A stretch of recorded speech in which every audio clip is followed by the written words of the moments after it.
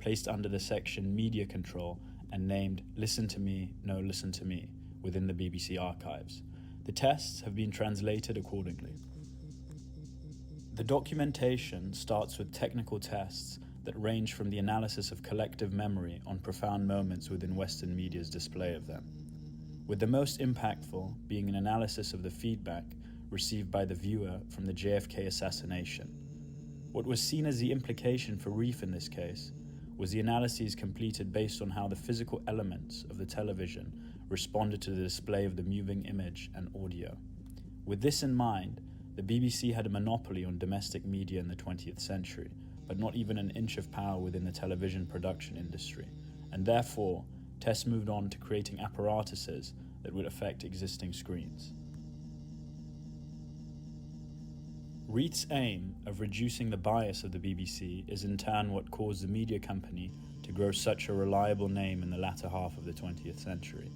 However, one begins to question whether the authority and agency and control being completed in the way he was doing so was in turn creating a dictatorship quality within the BBC.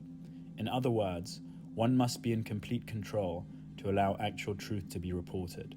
This concept was firstly tested through Reith's projected commission of the Media Box, which essentially was constructed as a space to view different narratives from specific viewpoints, and once viewed together, the viewer would start to distinguish the fake news that was being displayed.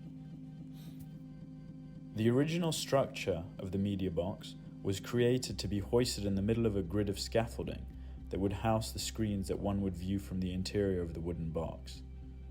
Within the wooden box lie 16 different points in which one would walk around and be able to view a different screen from each one, with each screen conveying a different narrative of the same story. After viewing the 16 screens in order, one would start to distinguish the fakeness in each report. This Media Box's tests were replicated through a series of physical constructions to deconstruct the polarity within the media reporting on climate change, a common traditionally polarized field within Western reporting, through the same technique. The physical tests were constructed to use 6 screens to see if the same effect could be created as the Media Box. These 6 screens were created with the use of projectors and multiple different frames. Within these drawings, one can start to see the techniques used to support the structure, from the use of clamps, wooden frames, and muslin fabric to create the combination of tools to allow the testing to occur.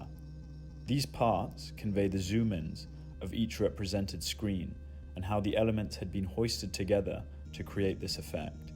The test, by using clamps and balancing, was therefore very much focused on the idea of being fluid to allow for changes and movement with the testing.